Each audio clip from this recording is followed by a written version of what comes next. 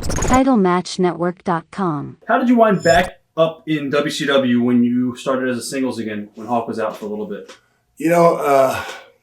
WCW was kind of, I got a call, they were doing a thing with Steiner with the straitjacket thing, and it was a perfect opportunity at the time.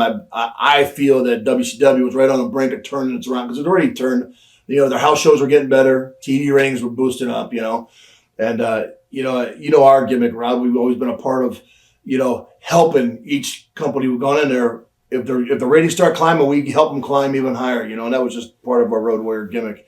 And it was an opportunity for me. Hawk was out with the cardiomyopathy thing with his heart, right? So he couldn't do anything. And what a perfect swerve. Everybody thought it was going to be Rick Steiner coming down in a straitjacket. So I came through the curtain with the straitjacket going, barking like Steiner, acting like an idiot. Sorry, Steiner. But it was perfect time for me to act like a fool. And the only bad part about it is that Sid broke his leg. Right. If Sid wouldn't have broke his leg, I was supposed to go down there and powerbomb Sid. And you imagine the reaction of the people if I'd have powerbombed the big SOB. Right. Bam. And then all of a sudden, next thing you know, Sid was about the only big babyface guy other than Goldberg that I probably could have got some heat on to be a heel. And I would have been tagging up with Papa Pump and Rick Steiner, and it would have been perfect, Definitely. I was going to ask you, what do you remember about the night that Sid broke his leg? Well, I remember that Sid didn't want to do it, and my brother, who was the boss, forced him to do it, and when Sid landed, his leg just buckled, man. It was shaped like the letter L. Straight across, and I've never seen anything so gross in my life. Oh, yeah. Everybody, our business is what it is, and everybody knows, who's going up and who's going down. But, man, things happen in our business that are shooting. That was a real-life shoot right there, I was going to ask you, how political was it in WCW when you went back? You definitely had to be an in guy. And at that time, Eric Bischoff was the man, and he was the boss. He was ruling the roost, and, Hawk and I had a little bit of problems with Eric early on, but then Eric and we kind of smoothed everything over. And, you have to kind of smooth things over there to get put in a top spot at that time in WCW. Because at that spot, Page and Hogan and Sting and all those guys were running the show. Right. You know what I mean? So I think it would have been it would definitely been a good part of the business. It would definitely help the business, I think. When you were there earlier on, it was in the late 80s, I believe. Now, when you went back, how different was it as far as the locker room? Locker room wasn't bad. It was like the old NWA locker room. I mean, Flair was there. All the guys were there still, You just had very few guys at the time were at WWF at the time. Right. And very few guys were taking that leap. Nobody wanted to go to WWF at that time. WCW and the NWA had there was a calmness and I don't want to be corny and say a family sense of locker room, but the boys all trusted each other. And the WWF at the time didn't have that trust. Later, when it turned WWE, the trust started coming back because you had most of the NWO, the NWA guys, the WCW guys were all in WWE. So it was in a sense the WWE, WCW locker room going WWE. Right. So the guys are the guys in the locker room, man. You've been in locker rooms before. The guys all trust each other. Boys are pretty much the boys. A little different now, though. Oh, yeah. I was going to ask you, what are your memories of the booking committee in WCW when you went back? Well, I don't know. Those committees never work. I think WWE seeing now that their committees aren't working.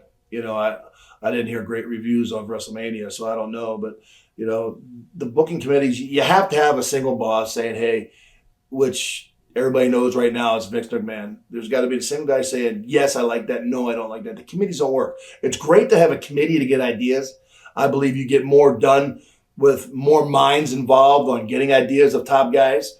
I think that's one of the things that's hurting WWE right now is they don't have enough. Their guys that are running the show never sold out anywhere. That's the problem with WWE, And so, we got to stop here for a second. That's okay.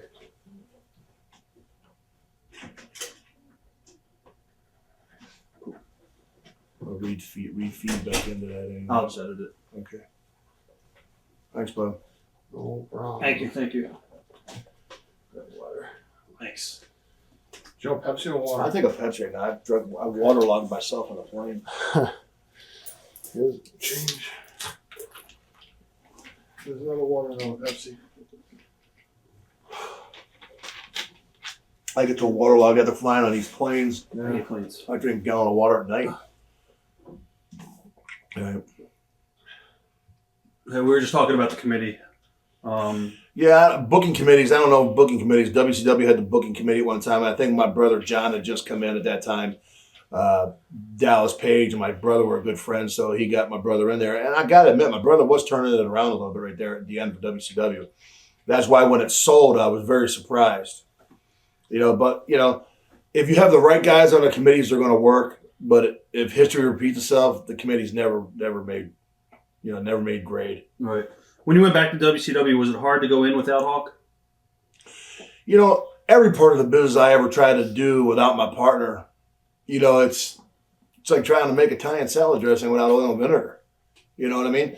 Everywhere we went, we found out real quick in the wrestling business, you may last 6 months, you may last a year doing a single gig.